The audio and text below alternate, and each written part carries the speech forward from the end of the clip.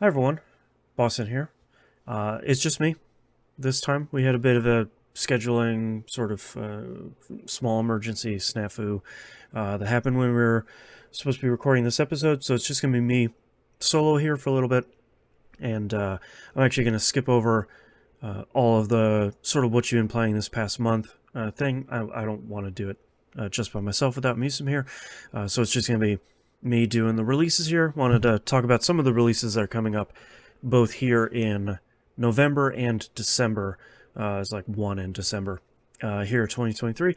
And then next month we will have our special sort of year end episode that'll come out talking about all of the RPGs we played this year, whether they came out this year or not, kind of putting a nice cap on the year overall. So let's talk about all the releases for this next month, starting off with For the King 2 comes out on PC. It's actually out now. This is a turn-based RPG and kind of a grid-based roguelike at the same time.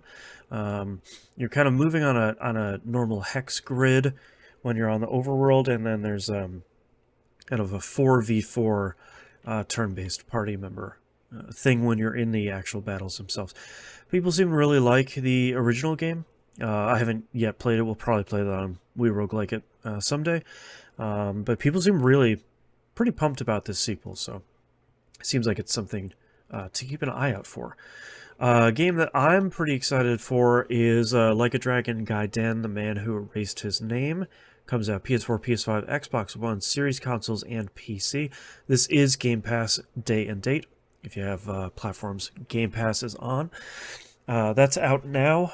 This is a kind of bridging Kiryu's story between Yakuza 6 and Like a Dragon Infinite Wealth, which I keep forgetting that Infinite Wealth is coming out next year, sometime in February.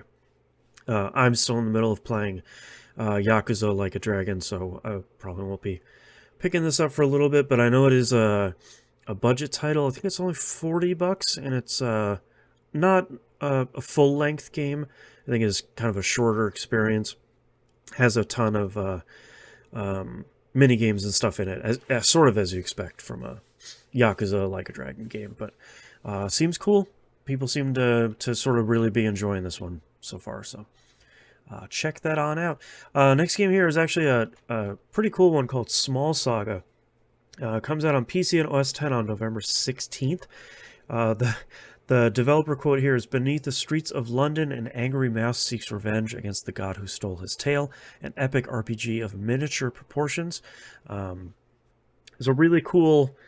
I highly recommend going and checking out a trailer for this.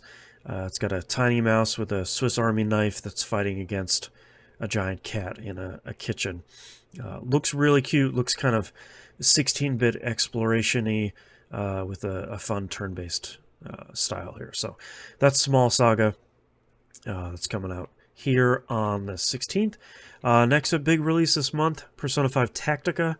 Comes out PS4, PS5, Xbox One, Series consoles, Switch, and PC. That is also Game Pass day and date, November 17th. It's a grid-based, almost kind of XCOM-ish, half cover, full cover sort of game. Looks pretty cool. I like the style here. It has that sort of chibi, sort of super deformed kind of style, and it's interesting to see them take another, like Persona 5 Strikers, that Musou game that came out. Interesting to see them do something a little bit more different with Persona 5. So, we're not anywhere close to Persona 6 yet, so I guess we'll take another cool grid-based Atlas game here. Hopefully it's good. Previews seem to be good so far. Next game here, Persona, Super Mario RPG, comes out on the Switch on November 17th. This is the remake, I guess, of the Super NES game. If you haven't heard the Yoko Shimomura version of the Persona on the brain, the Final Fantasy IV boss music, it's ridiculously good. She's unreal, just so good. So far this looks pretty faithful. A couple quality of life changes here.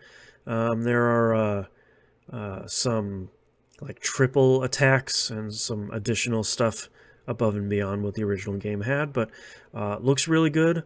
My only complaint here so far is that the kind of boring Nintendo font that they usually use is still here. So I wish they would. The original game had such a fun, unique font on the Super NES, so sort of bummed they don't have anything similar there. But so far that seems pretty cool. I love that original game, so hopefully this new one's good. Next out, Dragon Quest Monsters: The Dark Prince comes out on the Switch December 1st. I am Dragon Quest Monsters is definitely a blind spot for me. I love the kind of mainline Dragon Quest games, but I know this is a monster fusion sort of deal, and I don't think I've played any of these, even though they're pretty beloved. Also, Nintendo and Square Enix seem to not really be promoting this too much, which hopefully doesn't hurt it too much. It's nice to see non-mainline Dragon Quest stuff come over here. So that's coming out December 1st. Next up, we have Warhammer 40k Rogue Trader. Comes out PC, OS X, PS5, and Series consoles on December 7th. Seems to be a grid-based, turn-based RPG. This is... most of the footage I could find is all kind of sizzle reel stuff that looks really cool, but not a ton of actual gameplay here, which is a little interesting. So hopefully this will be coming out, but it's details seem a little bit fuzzy on this one, even now, getting closer to release here. And last but not least, Hammerwatch 2 comes on Switch and PS5 on December 12th. It's a hack and slash, isometric, kind of party-based RPG. People also, just like for the King, people seem to really love the original Hammerwatch. This one, people seem to be really, really excited for this one to come out too. So, kind of excited for this one to come out. We don't get a ton of kind of party-based hack and slash isometric RPGs like this, so looks pretty cool. But that happens to be all of our releases for this month. Actually, this month and next month. Thanks for listening.